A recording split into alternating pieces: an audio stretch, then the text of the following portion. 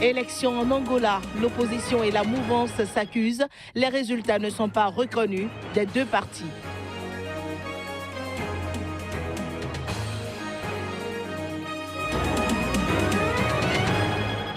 Au Sénégal, les soutiens du maire de Dakar incarcéré se mobilisent. Une collecte de fonds pour financer une éventuelle caution est en cours.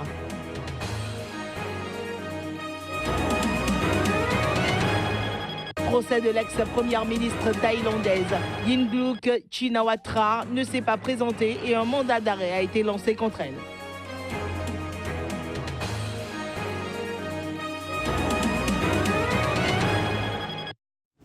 Bonjour, nouveau journal, bienvenue.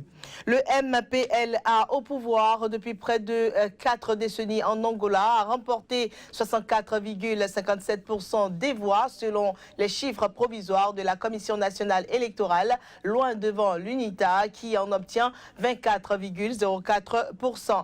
Dès la proclamation des résultats par la Commission nationale électorale, le mandataire de l'UNITA s'est levé pour protester contre l'ensemble des résultats devant les journalistes présents.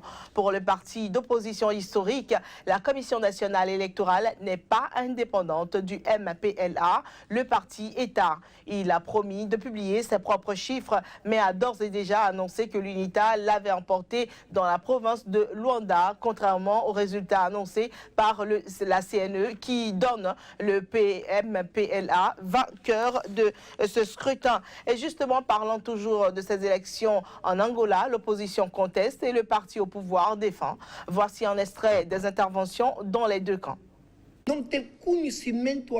Nous n'avons pas eu connaissance du document qui a été présenté en réunion plénière avant d'être publié. Nous n'en avons pas eu connaissance. Il n'a pas été discuté. Nous ne savons pas d'où il vient ni qui l'a écrit. Malheureusement, étant donné les conditions de présentation de ce document, nous avons voulu dire clairement au peuple angolais notre position qui est contraire à cet acte qui viole la loi. Depuis 1992, les rapports des dépouillements, les copies de ces rapports doivent être signées par chaque délégué de chaque parti politique présent. C'est donc normal que les partis politiques aient tous ces données, tout comme la CNE les a aussi. Les résultats ne doivent donc pas être différents, puisqu'à la fin, on fait la compilation de ces données. La CNE fonctionne avec les chiffres à disposition, sinon, au lieu de 9 317 940 électeurs, on en aura 0. Dossier libération possible du maire de Dakar, capitale du Sénégal. La collecte de fonds pour financer une éventuelle caution pour Khalifa Sall est relancée depuis quelques jours. Elle avait été interrompue le temps de la campagne électorale pour les législatives. Le collectif Solidarité et Soutien à Khalifa Sall, qui en est à l'origine, affirme avoir déjà recueilli des dons provenant du Sénégal et de l'étranger. Et pourtant, une libération sous caution n'est pas à l'ordre du jour pour les avocats assurant la défense de l'élu. Les proches du maire incarcéré veulent réunir rapidement la somme colossale de 1,8 milliard de francs CFA et la verser en caution, selon une source judiciaire proche du dossier et préférant rester anonyme. Aucune demande d'autorisation n'est à présenter pour le dépôt d'une caution. Le collectif n'a donc pas besoin de l'aval des avocats du maire. Une fois la somme déposée, ce sera au juge d'envisager une potentielle liberté. Nous poursuivons ce journal. Cap est mis à présent sur le Zimbabwe. En Afrique du Sud, la première dame du Zimbabwe, Grace Mugabe, n'est pas encore sortie d'affaire. Gabriela Angels, la jeune femme qui l'accuse de l'avoir agressée, a saisi la justice sud-africaine pour obtenir une annulation de l'immunité accordée à l'épouse du président Robert Mugabe. Grace Mugabe a quitté l'Afrique du Sud pour le Zimbabwe dans la nuit du 19 au 20 août, après s'être vue accorder l'immunité diplomatique par le gouvernement sud-africain. La jeune femme qui accuse la première dame du Zimbabwe, Grace Mugabe, de l'avoir agressée, a saisi la justice sud-africaine pour obtenir une annulation de l'immunité accordée à l'épouse du président Robert Mugabe. L'annonce a été faite jeudi par l'avocat de la victime présumée. Gabriela Engels, une mannequin de 20 ans, a déposé plainte pour coups et blessures contre Grace Mugabe, qu'elle accuse de l'avoir frappé avec une prise et un câble le 13 août dernier dans un hôtel de Johannesburg.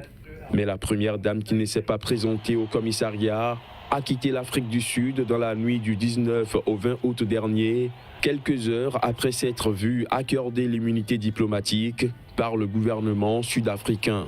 Selon l'avocat de la victime présumée, le gouvernement a mal interprété la loi en appliquant les mauvais principes pour accorder l'immunité. Mercredi, l'opposition sud-africaine a demandé des explications au vice-président sud-africain Cyril Ramaphosa dans ce dossier sensible. Devant le Parlement, ce dernier a expliqué que l'immunité diplomatique a été accordée en vertu des régulations sur l'immunité internationalement reconnues.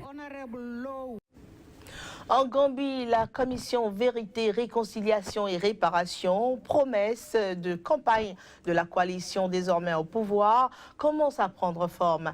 Mais pour quelle réponse au mieux aux besoins de la population et que la transition soit réussie, le ministère de la Justice s'est lancé dans une consultation nationale. 10 jours durant, une équipe composée de membres du ministère et de la société civile est partie à la rencontre des citoyens dans tout le pays.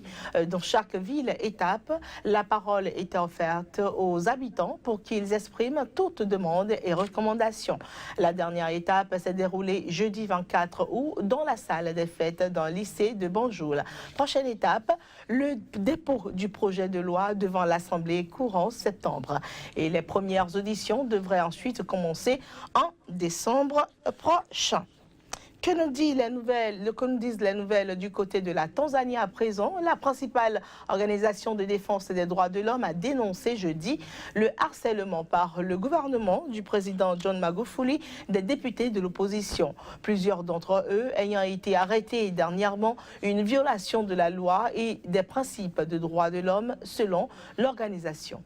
Le Centre pour les droits juridiques et les droits de l'homme, LHRC, a notamment évoqué le cas du numéro 2 de l'opposition au Parlement, Tundu Lissu, arrêté mardi pour la 6e fois depuis le début de l'année, cette fois pour insulte au chef de l'État après avoir révélé la saisie au Canada d'un avion commercial acheté par le gouvernement tanzanien. Dans un communiqué publié ce jeudi, le LHRC déplore le harcèlement des députés de l'opposition avec notamment de multiples arrestations en violation de la loi et des principes des droits de l'homme. L'ONG a également cité l'arrestation récente de la députée Esther Boulaya au motif qu'elle se préparait à prendre part à un rassemblement dehors de sa circonscription électorale de Bundaville. Le LHRC mentionne enfin le cas du député de la ville septentrionale d'Arusha, Godbless Lema, arrêté mercredi pour avoir, s'indigne l'ONG, dépassé de 7 minutes le délai qui avait été imparti à une réunion publique qu'il tenait avec son électorat.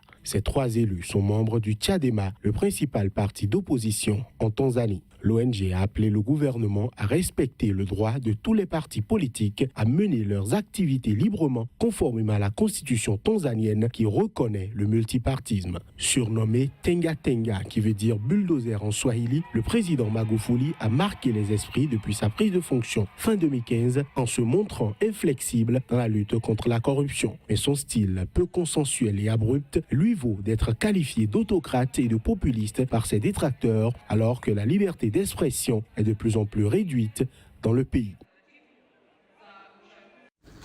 Coup de théâtre au procès de l'ex-première ministre thaïlandaise Yingluck Shinawatra. Alors qu'elle risque 10 années de prison, elle ne s'est pas présentée ce vendredi à son verdict et un mandat d'arrêt a été lancé contre elle. D'après son avocat, elle est malade et demande de repousser le verdict. Le tribunal ne croit pas à ce discours et a donc décidé d'émettre un mandat d'arrêt. Dans un premier temps, aucune information n'était disponible quant à l'endroit où se trouvait l'ex-première ministre. Elle a toujours dit qu'elle ne fuirait pas le pays pays, comme l'a fait son frère Tachin, l'ex-premier ministre lui aussi, qui a pris la fuite, donc qui a pris la route de l'exil en 2008 après avoir été condamné à 2 années de prison pour corruption. Tout au long des 18 mois de son procès, des centaines de manifestants se sont rassemblés devant le tribunal pour offrir à Yingluck des fleurs, mais ce vendredi, l'ambiance était plus sombre. Début août, elle a dénoncé un procès politique mené par la junte accusée de vouloir nettoyer la scène politique de l'influence des Shinawatra qui remportent tous les scrutins nationaux depuis 2001. Allons à présent en Libye. Le chef du gouvernement d'union nationale a demandé mercredi l'appui de Londres pour la levée de l'embargo sur les armes imposé à son pays depuis 2011 par l'ONU. C'était à l'occasion d'une brève visite à Tripoli de Boris Johnson, le chef de la diplomatie britannique. Selon Fayez Al-Sarraj, la levée d'une telle sanction permettra aux gardes-côtes et gardes-frontières d'être armés et équipés afin de mener à bien leur mission contre les bandes de trafiquants. Fayez Al-Sarraj a sollicité le soutien du gouvernement britannique pour accélérer la levée de l'embargo sur les armes décrété en 2011 par l'ONU dans la foulée de la révolte qui a conduit à la chute du régime de Mouammar Kadhafi. Selon le chef du gouvernement libyen d'union nationale, la levée d'une telle sanction permettra aux gardes-côtes et gardes-frontières d'être armés et équipés afin de mener à bien leur mission contre les bandes de trafiquants. En effet, les autorités libyennes se plaignent régulièrement de manque de moyens pour faire face au flot d'immigrants. La lutte contre l'immigration clandestine a été au centre des entretiens de Boris Johnson avec le chef du gouvernement libyen. La situation a empiré après la chute de l'ancien régime en 2011. Les passeurs profitent du chaos qui règne en Libye pour envoyer chaque année des dizaines de milliers de migrants à destination de l'Italie, située à seulement 300 km des côtes libyennes.